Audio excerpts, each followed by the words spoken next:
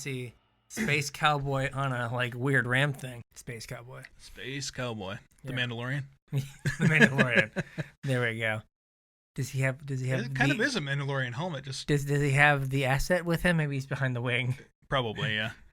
Eating some chicky nuggies. I mean, that could be like a really weird winged dewback. All right. So first up is white. Yep, we're gonna go with white. And the first card that looked interesting in white is Elspeth Sun's Nemesis. Yeah, this is a weird one to evaluate. Yeah. So Planeswalkers are in general hard to evaluate. Yes. This one is just like a collection of things we haven't seen on a Planeswalker before. Yeah. So like we've never had a Planeswalker you can cast from your graveyard. Yeah. And this has escape. So this is 2 white. Yep. For a 5 loyalty Planeswalker. Mm-hmm. And has 3 minus abilities. Yeah, no pluses, no zeros. So whatever you do, you're going to be ticking it down. You have to go down. Yep. So it's going to be -1. Up to 2 target creatures get +2/+1. Yep. So in the turn, -2, create 2 1/1 white soldiers, kind of like your classic Elspeth ability, make soldiers. Yep. And then -3 is you gain 5 life. For some reason. Which feels super generic and weird. Yeah, also like doesn't compared to the first 2 abilities, doesn't really feel like a -3. Like it shouldn't be more than the other 2. It doesn't feel like it's right. Yeah. And then it has escape for 4 white, and you exile 4 other cards from your graveyard to cast it. Mm-hmm. So, real quick before we jump into this card, what do you think the like average achievable number of escape cards is? Like if you have a card with escape, like in order to reasonably put it in your deck, like can you put a bunch of 8 escape in your deck? No. Do they all need to be 2s? Like what's the right number? I think it's if your deck is going to be devoted to escape and you're actively milling yourself. So like in standard, if you're using those Golgari cards or the Dimir cards from guilds and allegiance, right? Then those might be able to like get the job done. Okay. But if you're just playing like normal Magic, you might only be able to escape one thing once. One or 2 things. Yeah. So, 4 or 5 is probably like the high end. I would agree. If you're not like hard just trying to enable this. Right. Also, you can escape more than once, right? It's not flashback. The card goes back to your graveyard at some point. The cards stay, and there are some that are spells. Yeah. And they just stay in your graveyard. Right. They don't go anywhere. So, what is it? Escape Velocity. Escape it's an enchantment that gives a creature +1/+0 and haste. Mm-hmm. And it has an escape of 1 and a red, and I think 2. Yeah. You can just cast it. It falls off. It goes back in. Cast it. Falls off. It goes back. You can just do it over and over and over again. Yep. But it's a really small effect. Probably not standard playable. Right. Right. Yeah, it's just worth noting that like. Yeah, you're not going to be able to just play like 10 escape cards and be able to like play them. A lot of stuff that lets you play out of your graveyard has a clause built onto it that says like if it would leave the battlefield, exile it instead or something along those lines. Escape doesn't work that way. Yeah, the limiting factor is cards in your graveyard. Yep. And if you figure out some way to break that limit or like make it so it doesn't matter anymore, then the escape cards just come back over and over and over again. Yep. They've done a good job with most of the enablers aren't like as pushed as let's say Satyr Wayfinder that sees play in Pioneer. Like that card would be great in this environment, but they haven't given us anything that powerful to enable it. Yeah, I think the cheaper ones only do like 3 or 4 cards. Yeah. So back to Elspeth. So like the thing with her is they want you to go like go down, and then escape. Right, is what they want you to do. They want you to like make 2 1/1s, make 2 1/1s, and pump them, and then escape. So if that's the typical play pattern that we're envisioning, and I agree with you, is it right to compare this to something like History of Benalia? Yeah, but the creatures start out smaller. Right, I mean they don't get as big either. Yeah, it's still 2/2 worth of power and toughness, but spread out. Yep. And they don't get as big. They don't have vigilance, and it's like 1 extra mana on Elspeth. Yeah, but you can do it a couple times with escape. Yeah, but like in your let's say if it's in a mono white deck, how many cards are you putting in your graveyard? Like if you've thrown a bunch of your creatures in the trash can, your game's probably in the trash can. Probably. Right. So I don't know how many times you get to like buy her back. Yeah. I mean, like we said, probably just once or twice. Like once probably is realistically all you're going to do in a mono white deck. So it kind of depends on like what support she has. And like, I don't know if there's like an Abzan deck where you can use Glowspore Shaman to fill your yard and stuff like that. So I don't know. It's interesting. It's one of those cards that's either like really, really good or like super unplayable, and you don't know where it sits. Yeah, like we said, it's a really hard card to evaluate. So I'm sure we're getting something wrong, but that's where I see it right now. Yeah. The next one is Heliod Suncrowned. Sun's out, guns out. That's right. That's what we're dubbing this guy. Sun's out, guns out. That's Logan. We got to get that to Logan. Sure. Good job, Logan. Good job. It's a 2 and a white for a 5/5 legendary enchantment creature god. All the gods are indestructible. Yes. This is indestructible. This also has the god text that we talked about, where if your devotion to white is less than 5, it isn't a creature. It's just an enchantment. He has a static ability that says whenever you gain life, put a +1/+1 counter on target creature or enchantment you control. Kind of weird that enchantments can get +1/+1 counters. It's so he can get a +1/+1 counter. Yeah, it also like randomly works with like the Myth Realized from Cons. Deep cut. Or what was the blue one? The Sphinx. Or the enchantment creatures from the Saga block. That like that were like you cast hidden Gaboons. Yeah, and there was a white one and a blue one. Yeah. But mainly what they were thinking about here was not deep Saga combos, right? But putting counters on Heliod. Yeah, so Heliod has a way to get bigger before he's actually active. So you're always going to have a target for that counter. Yes. Yep. And then it has another ability, an activated ability. You can pay 1 and a white, and another target creature gains lifelink till end of turn. Yeah. So how are we going to use all this text?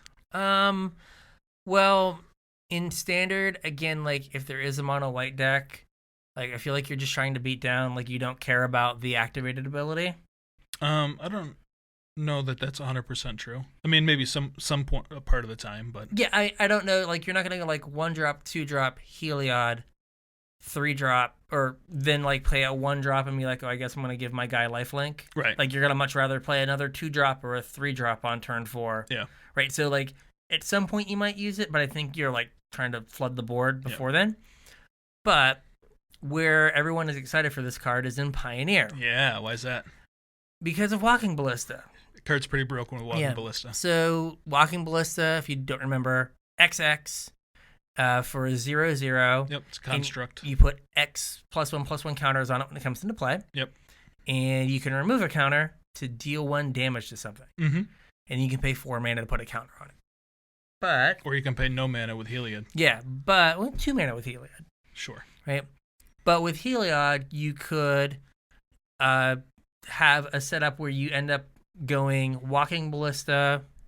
Well, Heliod into like a Walking Ballista that somehow got an extra counter on it. Yeah. So either with Hardened Scales or Lightning the Snake. Constrictor, or Metallic Mimic. Yeah.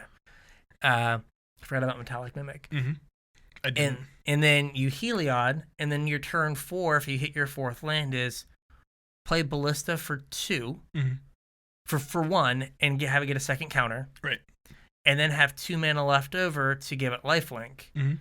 And then proceed to kill your opponent, because every time it would deal 1 damage, it would get its counter back. You can kill other stuff, too. You don't have to just kill your opponent. Think big, Brian. You want to go for the perfect. I understand. You want to perfect them. You can kill all your stuff, too. You want to perfect them, that's fine.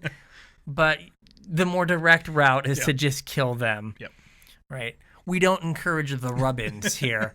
We're not just like, I'm going to kill your creature. Okay. I'm going to kill your creature. Okay. I'm going to kill my creature. I'm going to kill my creature. Heliod is no longer active. I'm going to kill my other creature. Well, that's why you got to shoot Heliod first. Well, you can't kill Heliod. Yeah, you can still shoot him a bunch. And now I'm going to kill you. Yeah. Like that seems not good. Yeah. Are you tapped out? Excellent. Let's end this. So that's what everyone is excited for. we're going to talk about this a little bit later, but in the banned and restricted announcement, Wizards has basically said that for Pioneer, they're just going to be like, YOLO. If it's busted, we'll get around to banning it. Well, basically what they said was they didn't have any like big event data yet. Yeah. So they're waiting until after the PT, until after like whatever Pioneer GPs they're running, and then they'll revisit. Yeah, but basically they're like, if you think it should be banned, get it banned. Yeah, show us. Yeah, so I don't know how good it is. It's like an on-the-table Splinter Twin, where you're just like, I have piece A. Right. You can't ever tap out. You also can't like ever interact with piece A. Like if you have a Heliod out, there's not a whole lot in Pioneer that gets rid of Heliod. You're not going to play Vraska's Contempt. Or Erase. The card I had was Unravel the Aether. Showed up in some sideboards, and I had one on my board. We got a better one in this set. I don't remember what it was called. It was like 1 mana. Okay. Like shuffle an enchantment in, just like green. Yeah. Yep. But yeah, like piece A you can't interact with. You really kind of need you do need like a third piece for the turn 4. But, you know, if your third piece is Hardened Scales, like enchantments are hard to interact with game 1. Right. So if you're like Scales into thing they have to kill, into Heliod, into kill you, right? It's the Splitter Twin dilemma of like, I can't develop my board because I can't ever tap out. Yeah, I mean, you could also go like lean kind of into mono brown and do like Metallic Mimic, Steel Overseer kind of things. Yeah, I mean, Steel Overseer also gets the job done. Like, there's a lot of ways to get another counter there. Yeah, I forgot about Steel Overseer. Like, I was thinking more just on like an Abzan Snake build, but I forgot about Overseer. But yeah, like Overseer, Snake, Hardened Scales. Like, there's 12 pieces to get that extra counter, and then you've just got to find your Heliod, and then you just play some stuff at like you play some instant speed stuff, or some other things higher up the curve, so you can punish them for, you know, not tapping out. Right. So I've seen builds that are like blue white, that are probably too slow, but are playing Arcanist now. Okay. Because it finds either piece. Right. And also plays Teferi. Ew. Right? Because now, cool, you held up your mana. Yeah. It don't matter. I just get to do the thing now. Right. So this could be a busted Pioneer card. I would be surprised if it did not see standard play. Yeah. I think that this and is it Linden? The white 3/3. That's a pretty good shell for a deck. It just turns every creature into a Johnny's Pridemate, right? Yeah. A Johnny's Pridemate that gains a life whenever it attacks. Yeah. So Linden is white for a 3/3 with vigilance, and so whenever a creature attacks, a white creature attacks, you gain 1 life. Yep. So it's for each instant. So you could play like Dorky 1/1 into a Johnny's Pridemate, into Linden, attack with Pridemate, put a counter on it. Yeah. And then turn 4, Heliod's active, and then you bash. Or you could Heliod, then Linden. Yeah, depending on how you want to do it, because I guess Heliod would be on and be a bigger attacker. But however you wanted to do it, like you just get to bash and put 2 counters on your Johnny's Pridemate. Yeah, and then you go super big with a Loxodon and then it's just done. Yeah, smash. So I don't even know if you need Loxodon though. No, because like this kind of does everything. Yeah. Okay, next up, EDH Gold. Yeah, Idyllic Tutor is 2 and a white for a sorcery. Says search your library for an enchantment, reveal it, put it in your hand, shuffle. Yeah. This card was like $40, $50. I don't know if it was quite that expensive, but it was not cheap. Because it was, again, EDH likes tutors. Yeah, and it was also I'm on the spot now. I can't think of it. performance anxiety. It was Morningtide or Lorwyn or one of those. Yeah. It's an older set. Yeah, which was like super undersold. Like there's not a whole lot of it floating around out there, so they were kind of hard to find. Yeah. So this is a good reprint. It kind of fits well with everything in Theros. Yeah, it fits well with the theme. It's a good reprint for EDH. And it can also enable some pretty bonkers stuff in Standard, I think. Like tutoring up Heliod, tutoring up a card we're going to talk about later. I mean, even something, if you think about like the Jeskai Fires list. Oh, yeah. Right? It's copy of Fires, 5 through 8. Mm-hmm. And or Vanishing Light or whatever you need. And there's probably a... what's it called? There's probably some enchantment creatures that could be reasonable things to put in off of. Yeah, there's some doozies. Off of fires. So you could like use it to find your fires, but if you have your fires, it could be the thing you want to put in. You can get something that triples your mana. You can, and then you can funnel it all into Kenrith. There we go. I will draw all the cards and make my Kenrith very large. Very large. Arbitrarily large. Arbitrarily large Kenrith. So yeah, Idyllic Tutor is going to be good. Yeah, it'll see play. Yeah. Even if it's just a little bit. Like, it's kind of just a role filler. Like, it's not super exciting. It's a welcome reprint. And, yeah. It'll see play.